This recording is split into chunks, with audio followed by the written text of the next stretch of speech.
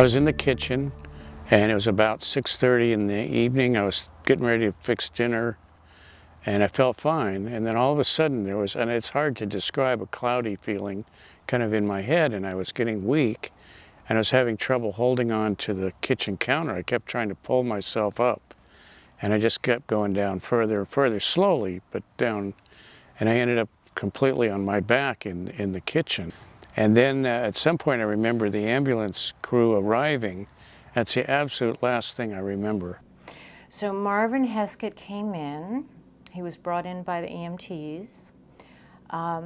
He was found down by his wife. When he got here, he was gurgling. He was barely breathing on his own. He was staring off into space and had obvious inability to move one side of his body. I turned to his wife and I said, we need to make a big decision now. He can live like this, maybe have some improvement, or we can give him TPA, which is the miracle clot-busting medication. And what I loved about her is she didn't hesitate. She said, do it. It's like she didn't miss a beat. Dr. Lauder was not only great for Marvin, but she came to me and was able to help me make some decisions that needed to be made. And so I could ask her almost that famous question you ask of your doctor, you know, well, what would you do?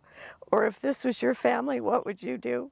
So I asked her, and she answered me directly and kind of took that horrendous anxiety I was feeling about making all these decisions and took it off of me for a little bit.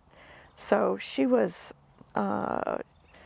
really very good, very, very good that night. I was amazed when I heard after the fact what had happened, that medicine was given at the right time and it worked. What he really wanted to do is to come in and see me and to show me himself. So his gift to me was for me to see how terrific he looked and how just kind of back to baseline he was. Gave me a big hug, and I had a medical student with me, so it was a good teaching case. You know, the sort of the miraculous part of medicine is when something works that well. Our healthcare priorities here are definitely start with our seniors. There are 39% of our community is over 55 years old.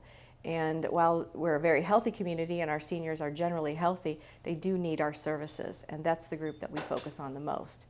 But we also have services for anyone of any age, and 80% of the community uses our emergency department.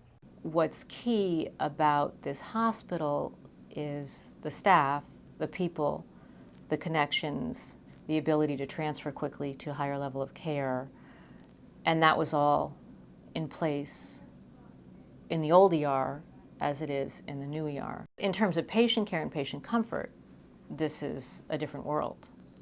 And this is a lovely hospital, and to come to an emergency room and then have a private suite, which every patient has, is, I would think, very comforting and very soothing. We start when you come to the hospital, even as a visitor, or if you're here for outpatient, we have a concierge up front, and she's wonderful. And so there's a smiling face waiting for everyone to come in, and then they're directed wherever they need to go, because even though it's a small hospital, it's not easy to navigate, and we need that help. I had a heart attack, and I woke up Friday, September 11th, 2015, and it seemed like a normal morning. I felt I was a little bit tired, but nothing really extraordinary. I had a bath, got dressed, ready to walk my dog Casey, and just all of a sudden I got tremendously weak. And the best way I can describe how I felt was a full air balloon, just losing air slowly, slowly, slowly, slowly. And I sat there for a moment and went outside to try to get some fresh air. And at that time, I asked my husband Bob to take me to Sonoma Valley Hospital for emergency. Maggie Cunningham was interesting. She came in and she was very vague. She was lying with her eyes closed, but she wouldn't answer my questions and she wouldn't really communicate with me. And then she said again with her eyes closed, "I think I'm about to go out." And we had her hooked up to a monitor, and she went into ventricular ventricular fibrillation, which is a fatal rhythm. And we got the crash cart, and we shocked her.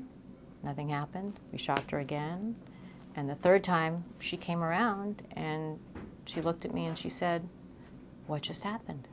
I was told afterwards that the hospital had to bring me back. Sonoma Valley had to bring me back twice because they had lost me. I'm forever grateful, absolutely forever grateful for the hospital staff. I love this hospital. I think it's very special. This hospital has really not lost the sense of humanity that should come with medicine. And I think that's hard to hold on to, but this hospital has really been able to do that. And that's one of the things that makes it really special.